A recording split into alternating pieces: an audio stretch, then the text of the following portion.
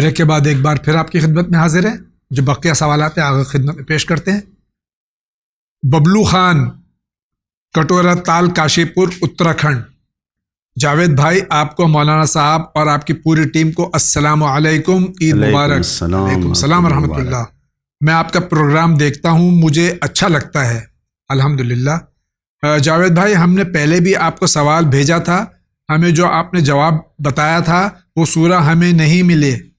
آپ ہمیں کوئی دوسرا وظیفہ یا دعا بتا دیں، ہمیں کوئی دوسری دکان کرائے پر مل جائے، اور بیماری سے ہمیں اور الرجی ہے، اس کے لیے کوئی دعا بتا دیجیے. بسم اللہ الرحمن الرحیم. قرآن مجید کی آیتوں کو ہر نماز کے بعد پڑھیے. مخصوص آیت جو الرجی کے لیے اور یہ جو بیماری آپ نے بتایا اس کے لیے، سورہ فرقان کی 10ویں آیت کو پڑھ کر دم کیجیے اپنے اوپر، اور سورہ ممتحنہ کی 11ویں آیت اور سورہ بقرہ کی 148ویں آیت، یہ 2 آیتوں کو پانی پہ پڑھ کر پیجیے. انشاءاللہ آپ کو اس بیماری سے نجات ملے گی.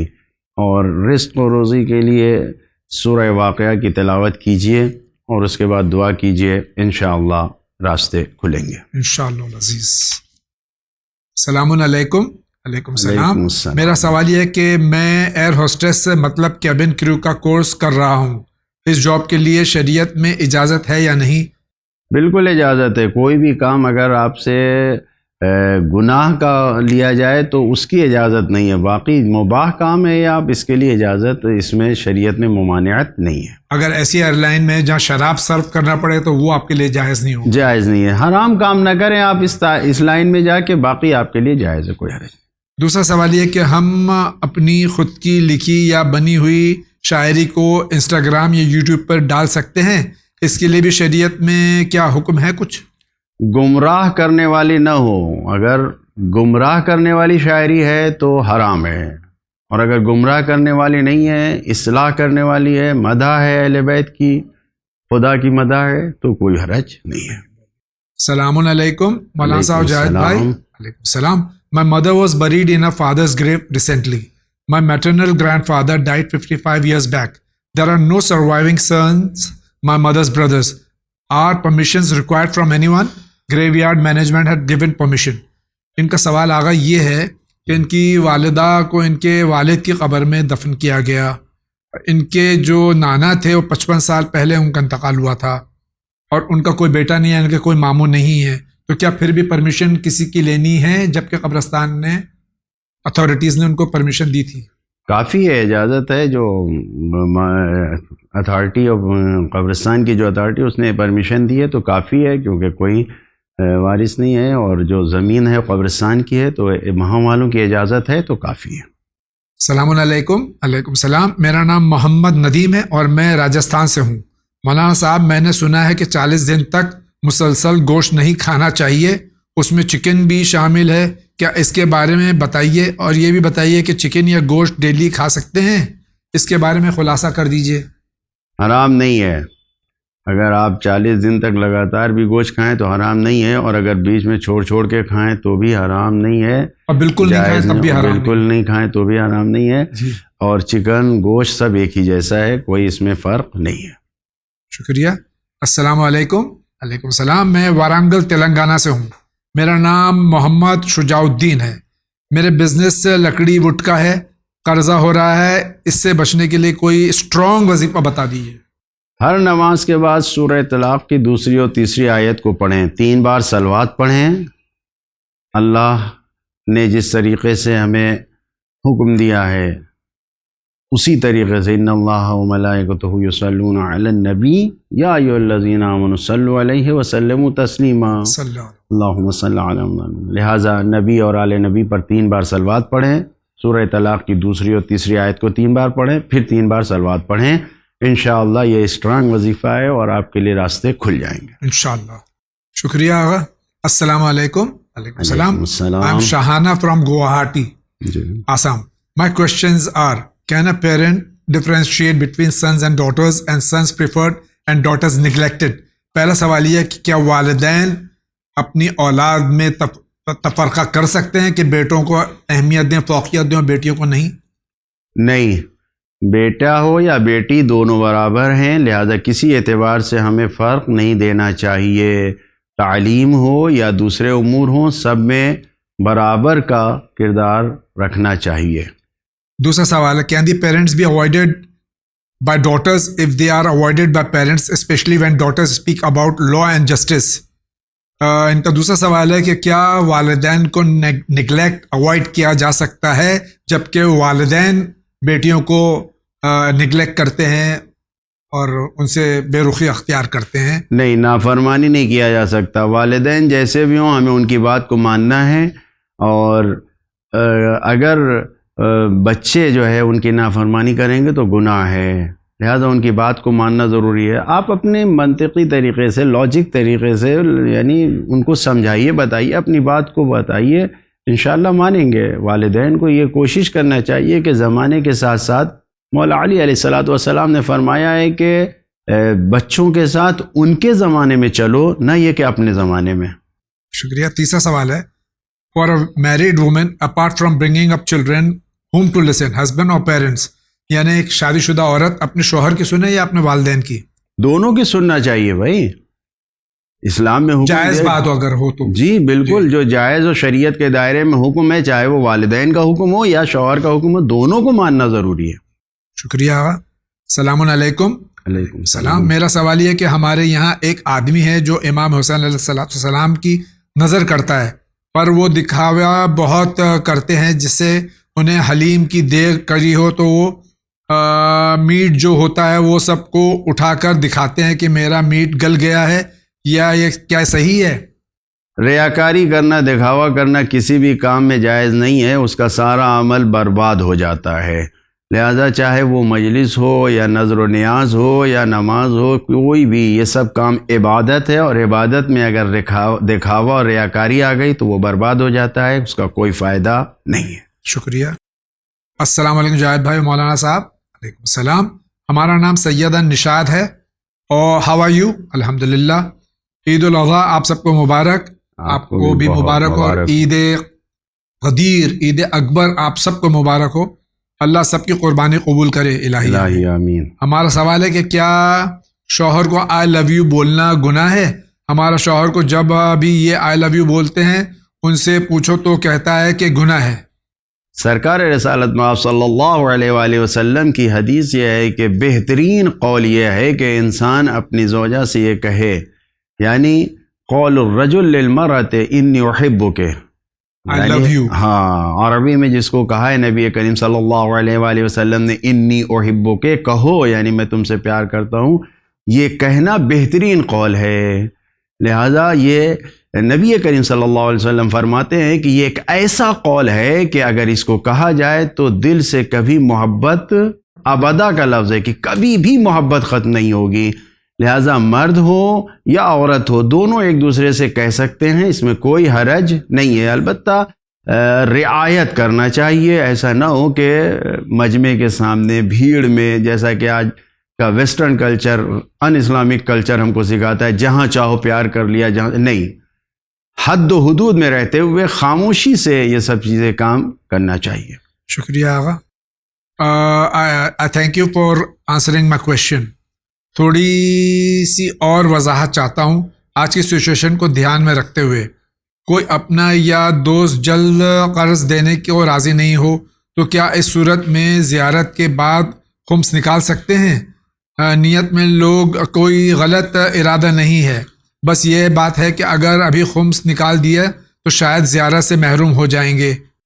مجھے نہیں معلوم کہ اس کے پہلے ان کا کیا سوال تھا، یقیناً یہ جواب سے مطمئن ہے، لیکن اس وقت جو سوال ہے وہ خمس سے متعلق ہے کہ اگر زیارت کے پیسے میں خمس کی تاریخ آ گئی ہے تو بہرحال خمس نکالنا واجب ہے.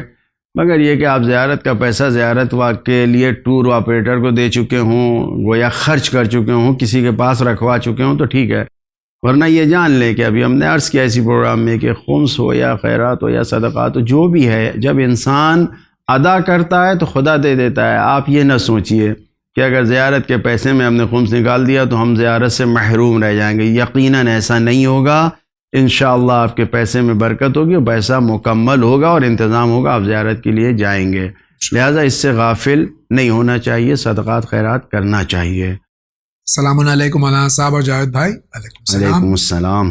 جہاں پر بچے کی ولادت ہوتی ہے یعنی گھر میں ولادت ہوتی ہے اس گھر میں پینٹ ہونا ضروری ہوتا ہے کیا؟ بہت لوگوں سے یہ سنا ہے, بڑے بزرگوں سے یہ سنا ہے, اگر کسی گھر میں موت ہو گئی ہے 40ویں سے پہلے اس گھر میں پینٹ ہوتا ہے کیا؟ یہ بچے کی ولادت کے بعد یہ سب جو خرافات ہیں آگا کیا ہے یہ سب؟ کچھ بھی نہیں, سب خرافات ہے, کچھ ایسا نہیں ہے. خدا نہ خواستہ اگر ایسا ہی کچھ واجب ہوتا تو ہاسپٹل اور جو جتنے بھی ڈلیوری کے لیے جو نرسنگ ہوم یہ سب بنے ہوئے سینٹر وہاں پہ ہر وقت پینٹنگ ہی ہوا کرتی صبح سے شام تک وہاں پر. ایسا کچھ بھی نہیں ہے.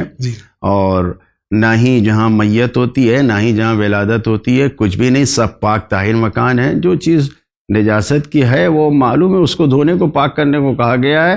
باقی ایسا کچھ بھی نہیں ہے, کوئی پینٹنگ نہیں, کوئی صفائی کی ضرورت نہیں ہے. بہت بہت شکریہ. السلام علیکم. علیکم السلام.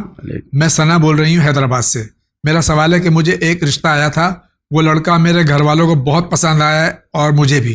تو کیا کوئی ایسا عمل ہے کہ وہ لڑکے کے دل میں اور اس کے فیملی کے دل میں میرے لیے محبت ہو جائے جس سے ہمارا رشتہ ہو جائے؟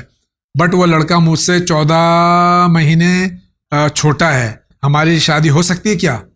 چھوٹا ہے اگر عمر میں یا بڑا ہے تو اس سے کوئی حرج نہیں ہے, شادی ہو سکتی ہے. اور اگر دونوں ایک دوسرے کو پسند کرتے ہیں تو شادی کرنے میں کوئی حرج نہیں ہے.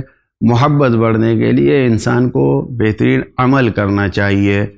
اور آپ وظیفہ مانگ رہی ہیں, ہر واجب نماز کے بعد جیسے ہی شہزادی کی تسبیح پڑھیے, تسبیح کے بعد پہلی دعا یہی کیجئے کہ یہ محبت بڑھ جائے. انشاءاللہ تعالی خداوند عالم کی طرف سے آپ کی دعا قبول کی جائے گی انشاءاللہ. السلام علیکم. علیکم السلام. رسم میں تنگی ہے, کوئی دعا بتا دیجئے, بہت مہربانی ہوگی. معراج الحسن حیدرآباد سے. بہت سی باتیں بتائی جا چکی ہیں اور میں پھر بھی بیان کر رہا ہوں کہ ہر نماز کے بعد قرآن مجید کی سورہ بقرہ کی کچھ آیتیں ہیں اس کو پڑھیے. ہمارے چوتھے امام حضرت امام زین العابدین علیہ الصلاۃ والسلام نے فرمایا ہے کہ اگر کوئی انسان سورہ بقرہ کی پہلی 4 آیتیں الف لام میم ذالک الکتاب لا ریب فیہ سے لے کے 4 آیتیں, اس کے بعد سورہ بقرہ کی ہی جو آیت الکرسی ہے, آیت الکرسی کی جو 3 آیتیں ہیں 4 3 7 اور آخر کی سورہ بقرہ کی آخر کی 3 آیتیں, اگر یہ 10 آیتوں کو ہر نماز کے بعد پڑھتا ہے یا کم سے کم روزانہ ایک نماز کے بعد پڑھتا ہے, چوتھے امام فرما رہے ہیں, تو کبھی بھی اس کے رزق میں کمی نہیں آئے گی اور راستے اس کے کھل جائیں گے اور محفوظ رہے گا انشاءاللہ. میں سید ہما نقوی لدھیانہ پنجاب سے. میں ٹیچنگ کرتی ہوں اور کورونا ویکسین لگوانے کے لیے بول رہے ہیں, کیا ہم لگوا سکتے ہیں؟ بالکل لگوائیے. آپ جہاں پر مطمئن ہوں, جس ڈاکٹر سے مطمئن ہوں, جس سینٹر سے مطمئن ہوں, اگر مطمئن ہے تو آپ لگوائیے اور اس میں کوئی حرج نہیں ہے. شکریہ. السلام علیکم. علیکم السلام. میں دہلی سے بول رہی ہوں. میں نے پنجتن پاک کا 5 روزہ منت مانگا تھا, کیا وہ روزہ ریگولر رکھنا ہے یا پھر گیپ دے کر؟ گیپ دے کے بھی رکھ سکتی ہیں. جو آپ نے نظر و منت مانا ہے گیپ دے کے بھی رکھ سکتی ہیں, کیونکہ آپ نے نظر میں یہ نہیں کہا تھا کہ میں ایک ساتھ, اگر آپ نے یہ نیت کی تھی کہ میں ایک ساتھ رکھوں گی تو ایک ساتھ رکھنا ہے, اور اگر آپ کی یہ نیت نہیں تھی تو الگ الگ گیپ دے دے کے مثلا ہر جمعے کو آپ رکھ سکتی ہیں, 5 جمعے کو رکھ لیجئے.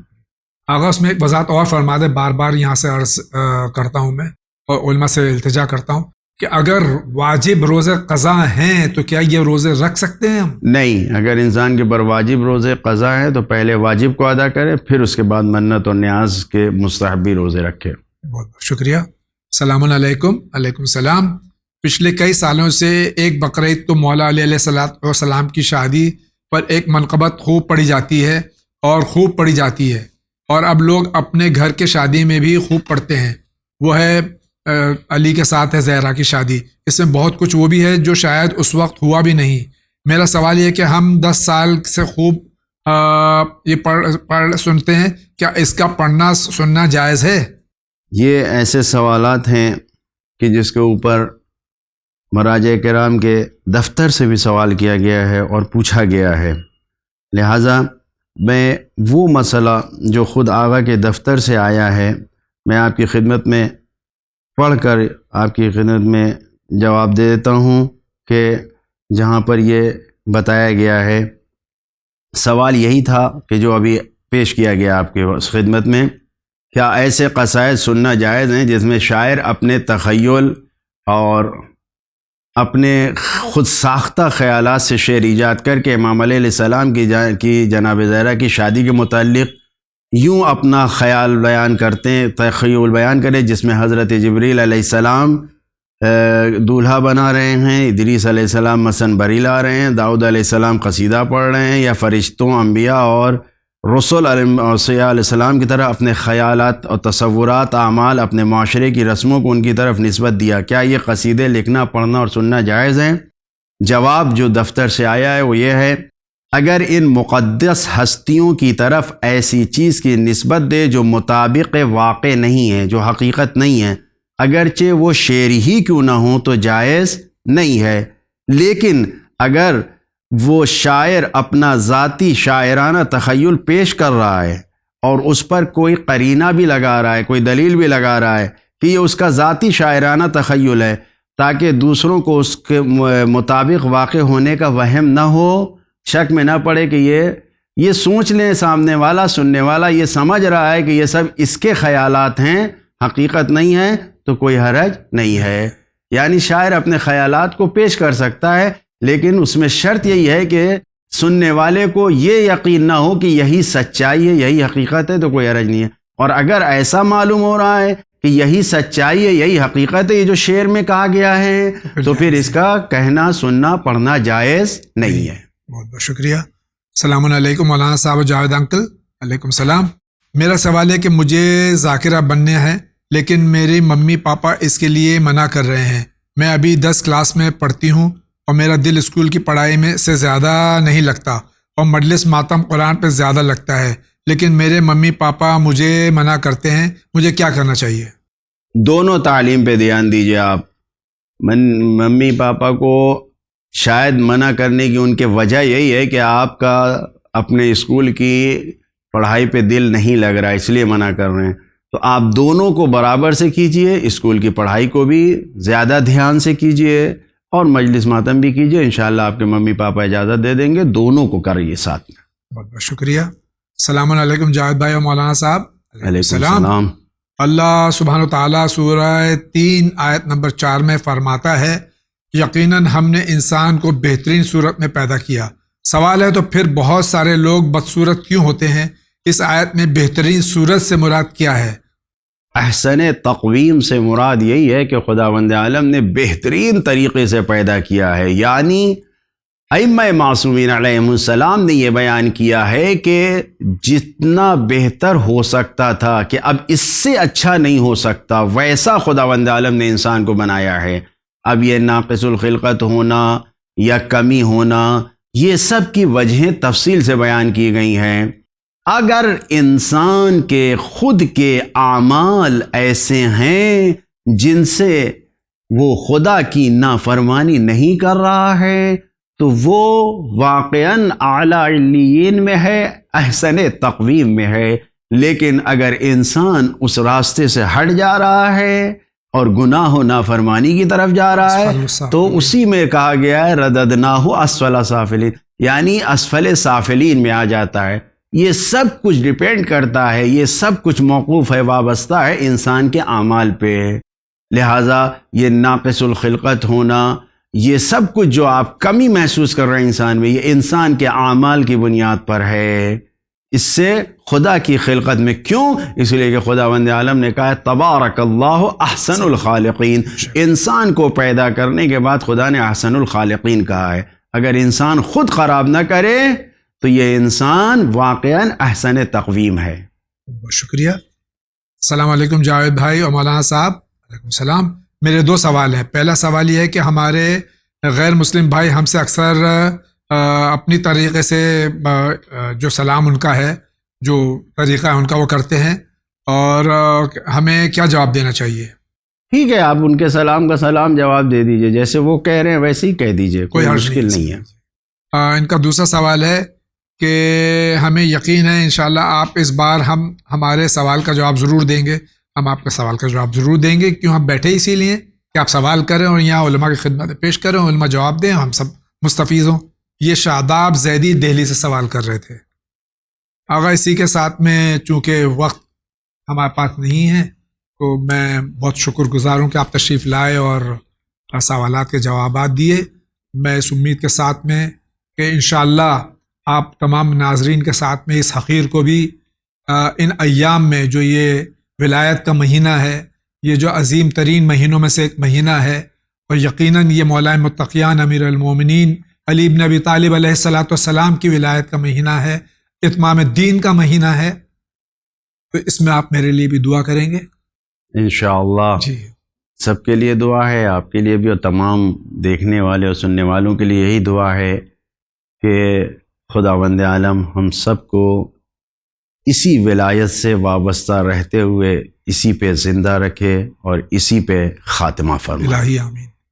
ناظرین کرام، اسی کے ساتھ آپ سے اجازت چاہتا ہوں. انشاءاللہ زندگی رہی تو پھر آپ سے ملاقات ہوگی. وآخر دعوانا ان الحمد للہ رب العالمین.